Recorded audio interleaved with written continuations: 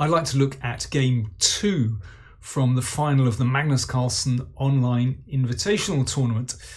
So in this game, Hikaru Nakamura had the white pieces, Magnus Carlsen had black. Don't forget to like, comment, share and subscribe, and do consider supporting us on PayPal or patreon.com. Now, I've already looked at games 1 and 3. You can find those somewhere in the description down there as well, or possibly up there if you click on the eye. But game 2 was absolutely superb. Let's take a look. So Nakamura had lost game 1, ground down in that long knight versus bishop endgame. But he's got the white pieces, and it's a queen's gambit declined, and Hikaru goes for this bishop f4 variation, which is really the main line, or turned into the main line of the queen's gambit declined.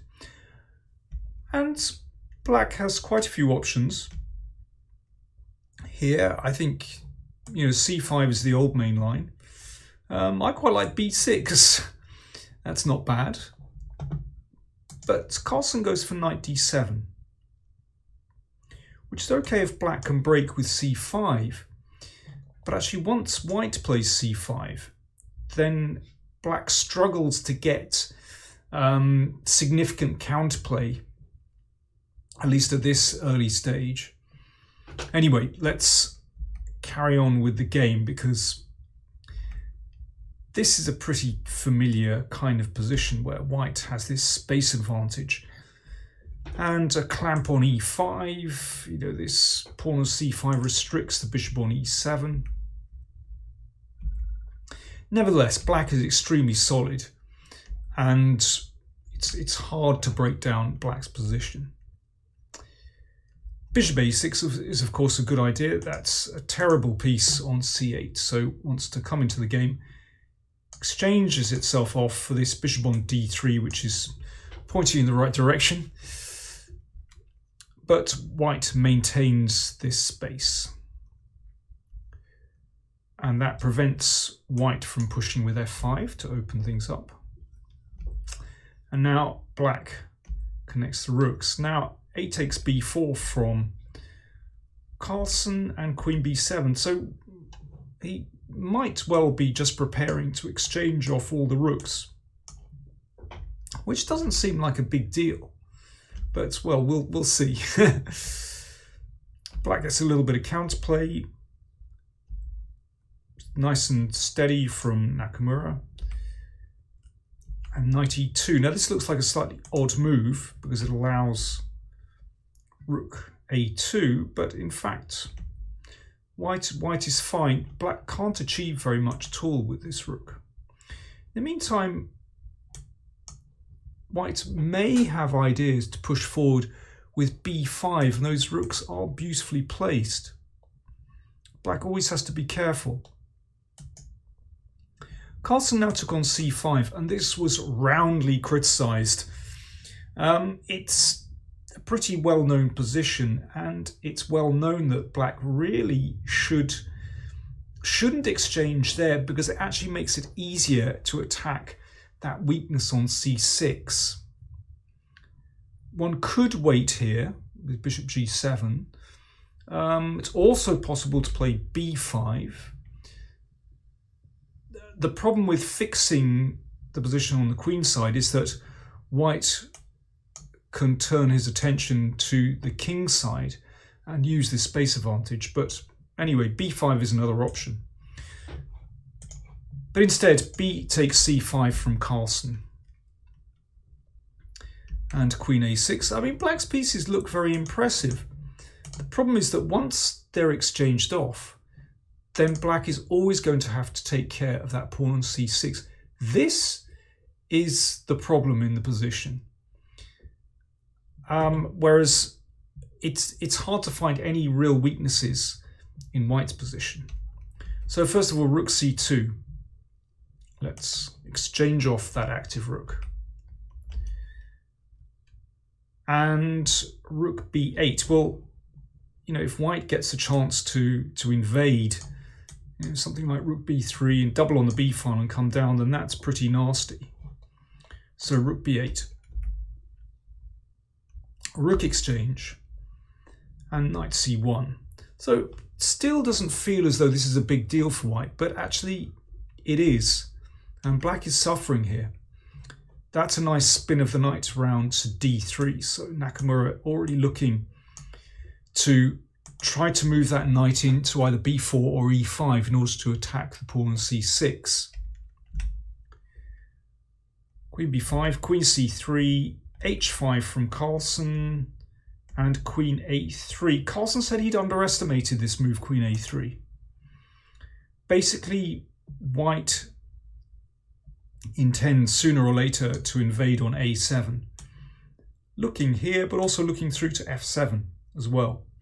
And potentially the pawn on c6. Got to watch out for the knight, but basically this is very dangerous. King g7. So this knight is moved. Knight e5. Bishop takes knight, pawn takes bishop. Now, black desperately needs counterplay. If it were white's move, you could move the queen into a7, attack that knight, and get through to f7 as well. Knight g5 and f7 is going to drop. So that's why Carlsen scrambles to get some counterplay with queen e2. Knight g5, well, that prevents black's queen from sitting on e4. Not only that, of course, it starts a potential attack on f7. Queen g4, attacking the knight, which is defended by the pawn on h4. Now, if queen takes d4, this actually loses, and this is very typical. White gets there just in time, attacking the knight, and if knight takes pawn, then we've got knight takes e6, check, of course. That pawn is pinned. So you can see just how dangerous this is once the queen comes in. It's not just that weak pawn on c6, but actually white is getting through to black's king. So therefore, in this position, Carlsen played knight f8. Now, in this case, queen a7 is not good enough. Let's just have a very quick look at that. Queen a7, queen f5 defends, and if queen b7 to attack, then knight h7, and black is just in time, because after the knight exchange, then black will be able to get a perpetual check with queen e4, or, well, hassle white enough at any rate. So here, Nakamura changes tack, queen d3, and you can see the queen covers some important squares, leaves the queen on g4 in, well, a little bit of trouble. Basically, it's running out of squares. Now, what about knight h7, exchanging off that knight again? Well, this didn't happen. Let's just have a very quick look. This will lose. f3 forces a queen exchange. And let's say e takes f5. e6 is a winning move. So if knight takes knight, then pawn to e7 and the pawn rolls home. And if pawn takes, and then knight d8 wins that pawn on c6, that is the weakness that white often ends up getting. So knight h7 isn't quite in time. So Carlsen played queen f5. So he wants to push the queen away on d3 and then go for knight h7. So actually, queen a6 isn't good enough. Knight h7 is just in time. Nakamura realized that and he exchanged queens. And this is a key moment in the game. I think one of the recaptures draws, and I'm pretty sure that one loses. In the game, Carlsen played e takes f5, and as we'll see, I'm afraid that didn't work out too well. Let's have a look at g takes f5. In some ways, this doesn't look as attractive because it feels as though white is going to be able to attack the pawn on h5, perhaps bouncing around here to f4. Or another alternative is to create, after f3 and g4, an outside passed pawn. But actually, it's impossible for white to realize these. So, for example, knight h3 can be met by knight g6. And actually, this is fine. After this, for example, black can break with f6, and that gives enough counterplay. Okay, what about knight f3? Perhaps with the idea of spinning this knight round to attack the pawn on c6. Well, this also isn't good enough. After this, f4.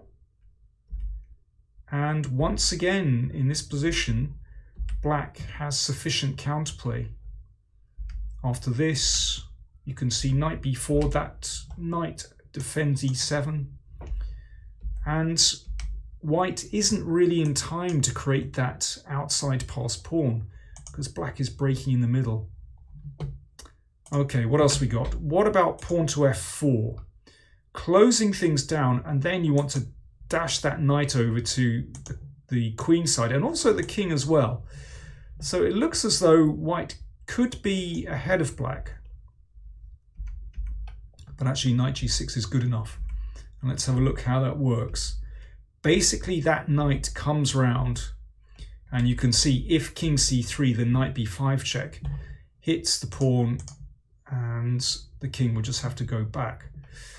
I mean, white can try other things there, but basically black is in time. So I think g takes f5 would have actually drawn the game. But e takes f5 played. King f3. Now, it feels as though the right move for black here is to play knight e6. But the pawn endgame is simply lost for black.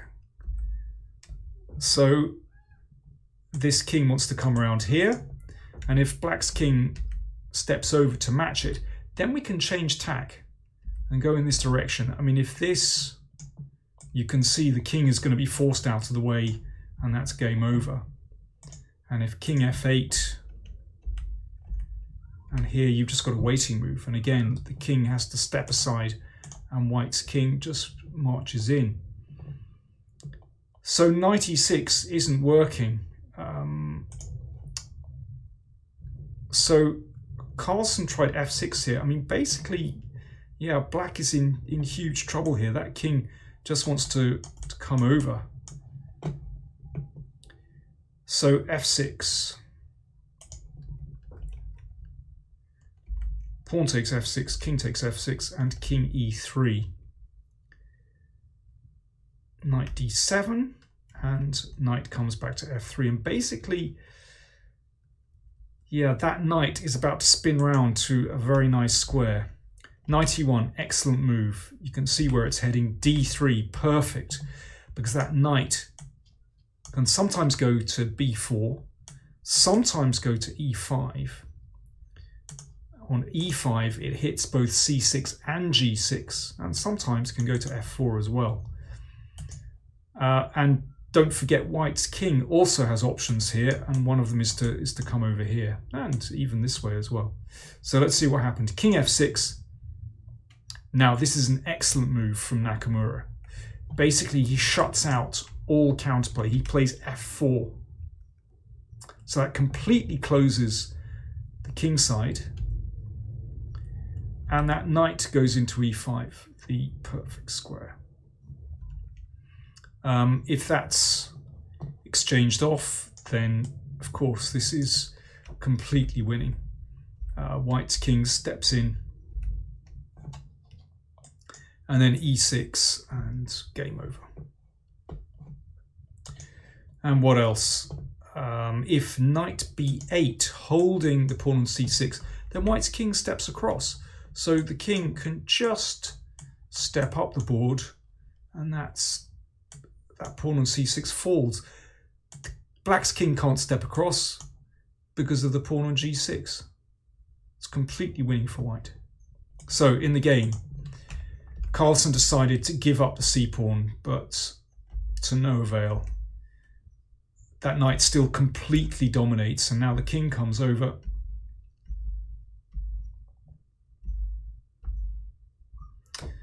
And pawn number 2 is about to drop here. And the king comes up. I mean, basically, white can't just wait because king b5, c6, and king c5 is about to happen. So Carlsen takes the plunge and gives up the d-pawn. This g-pawn simply isn't significant because, well, black hasn't created a passed pawn, and those 2 pawns hold. And now it's just a case of pushing that c-pawn. And here, Carlsen resigned. If king d8, then knight g6. So it's 2 pawns, and yeah, worst comes to the worst. If you can't think of anything more creative, then the king can just step to the side and take the kingside pawns as well. Brilliant performance, brilliant strategic performance from Hikaru Nakamura. I think, you know, he kept things under control beautifully and knew exactly how to put pressure on Carlsen. You know, he feinted to go left, then went back to the right, and yeah, as a kind of overall strategy, it worked absolutely beautifully. And I think it did show how this whole position with this pawn on c5, if white plays accurately, it's difficult for black. Although, as we saw, Carlsen did have a chance, I believe, to draw the game if he recaptured with a pawn. But hey, that's just normal. When you're a defender, you have to make tough decisions, and if you've got to make a lot of tough decisions, at some point you're going to get one of them wrong, and that's what happened. So there you go, that was game 2. Of course, if you want to see the other games from the tournament, then do check out the video links down there and after the video as well. So yeah, but we saw, of course, that Magnus just about scraped through in the end. There you go. Thanks very much for watching. Bye now.